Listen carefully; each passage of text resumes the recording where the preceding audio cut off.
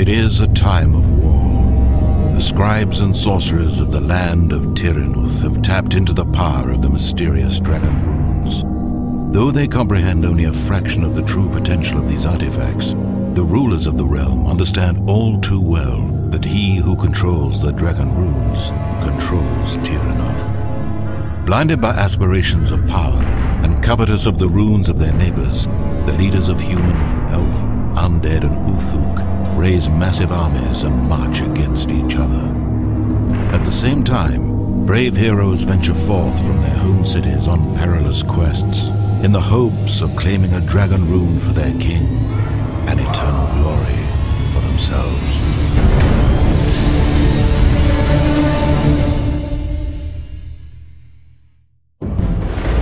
Runewars is a fantasy empire building game for 2 to 4 players. Each player takes on the role of a different fantasy faction, whether it's the humans or the elves or the undead.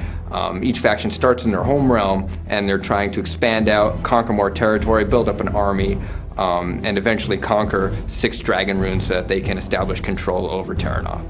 Runewars is a game of territory control and resource management, but it's got this whole other layer of hero questing, so there's like an adventure game in there as well. In addition to your armies and your units and all that stuff, you also control some famous heroes from the Runebound world. And these heroes will go around completing quests, getting powerful artifacts, and also finding dragon runes for you. So it's very unique in that aspect. Fantasy Flight has put out lots of games like quest games like Runebound, the World of Warcraft adventure game, and so on, like Talisman, but there's nothing out there right now in the gaming industry that is what we call an empire building game.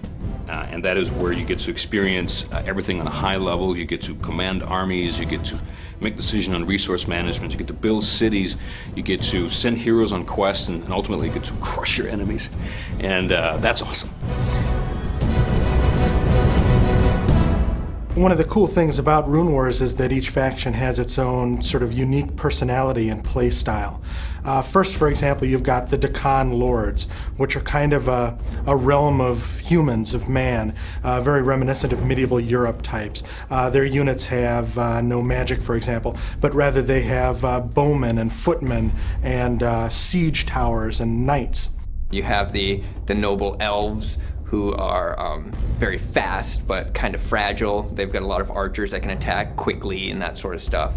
Next, you've got the armies of Wykar the Undying. Now, these are the undead, and this is the only faction that has one particular leader associated with it. That's Wykar, who's the villain of Runewars, really. They've got high initiative ratings, meaning that they act last in battle, generally speaking.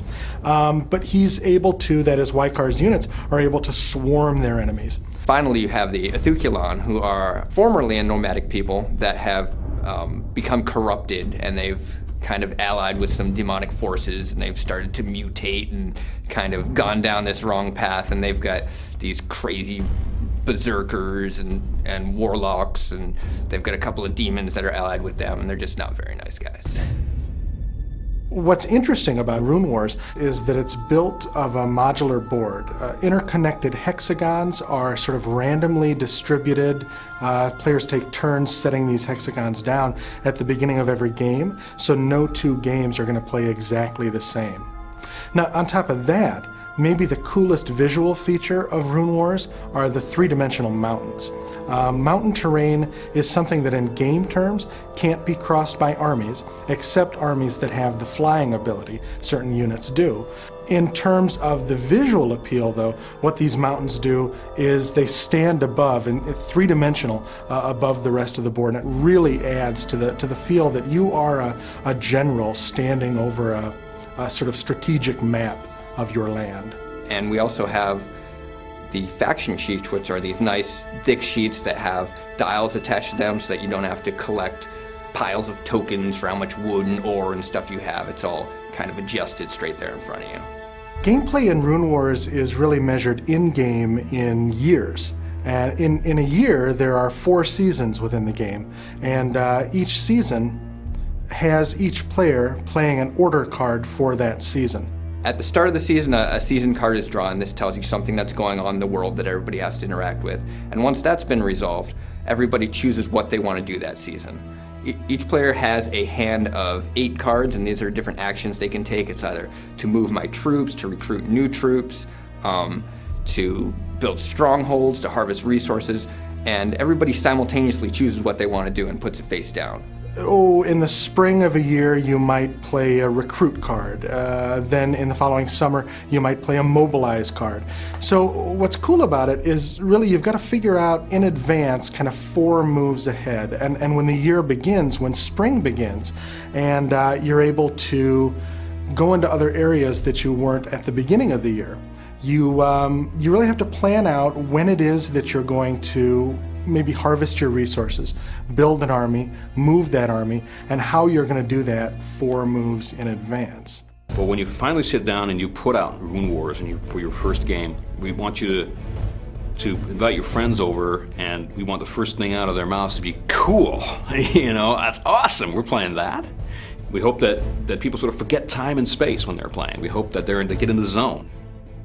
The best way to play a Fantasy Flight game, in my opinion, is to get into that semi-role-playing state where you're playing an awesome game. It has intelligent mechanics, it has great balance, but you don't feel like you're sitting in a living room. You feel like you're a king commanding his knights around, or the undead lord trying to corrupt the world and blot out the sun. You know, those are the kind of experiences that you want out of these type of games. I think that what will be imparted to our fans when they play Runewars for the first time will be a sense of the depth of this universe that we've created. I think the thing that makes this game stand out is just that there is nothing else like it. That it has conquest, it has resource management, it has empire building, it has heroes going on quests, it has diplomacy. You're affecting these neutral forces, you're working with other players to either gang up on people or to benefit each other. There's just so many different layers of strategy, not only in the cards that you play, but in the way that you backstab people, in the way that you work together with other people. It can just make the game change in so many ways that you're really not going to get this experience anywhere else.